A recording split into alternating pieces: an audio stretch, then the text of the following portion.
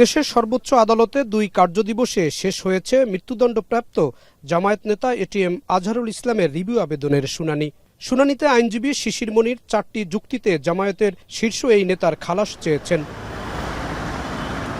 বৃহস্পতিবার প্রধান বিচারপতি সৈয়দ রেফাত আহমেদের নেতৃত্বে 7 বিচারপতির পূর্ণাঙ্গ আপিল বেঞ্চে 3 পক্ষের শুনানি শেষ হয়।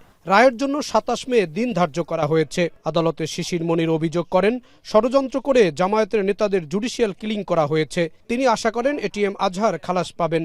যে জনাব এটিএম আজহারুল ইসলাম সহ সকলেই সিন্ডিকেটেড ইনজাস্টিসের শিকার হয়েছেন, অবিচারের শিকার হয়েছেন।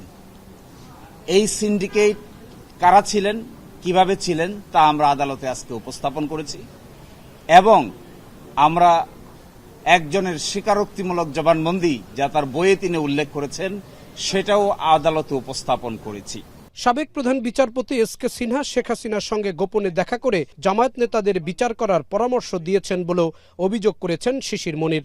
যখন ট্রাইব্যুনাল প্রতিষ্ঠা করা হবে তখন মতদ্বৈততা হচ্ছিল, তখন তিনি সিক্রেটলি দেন প্রাইম মিনিস্টারের সঙ্গে দেখা করেন, তাকে বোঝান এবং রাজি করেন। একজন আপিল বিভাগের জজ কি করে প্রধানমন্ত্রীর সাথে সিক্রেট মিটিং করে মানুষকে ফাঁসি দেওয়ার পরিকল্পনা করতে পারেন, তিনি তার বইয়ে নিজেই তা স্বীকার করেছেন। আন্তর্জাতিক অপরাধ ট্রাইব্যুনালের আইন ও কার্যপরিধি সবই আন্তর্জাতিক মানের।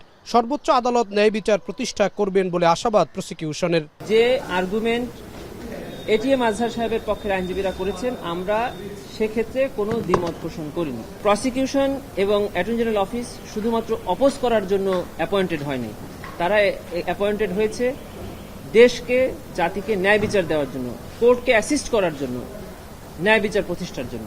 আমরা এখানে দাঁড়িয়েছি ন্যায় বিচার প্রতিষ্ঠার জন্য, কাউকে সাজা দেওয়ার জন্য নয়, কাউকে খালাস প্রদানের জন্য।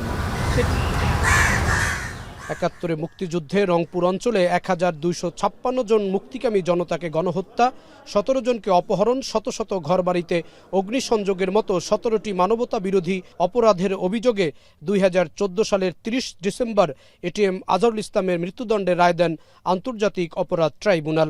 2019 সালের 23 অক্টোবর আপিল বিভাগ মৃত্যুদণ্ড বহাল রাখেন। পরে এই রায়ের বিরুদ্ধে করা হয় রিভিউ আবেদন। জাহিদ হাসান, এখন, Dhaka. Colour expert, George sap এবং মাইল্ড অন হ্যান্ডস টেকনোলজি সমৃদ্ধ অরিক্স ক্রিস্টাল ওয়াশ আপনার লন্ড্রি এক্সপার্ট।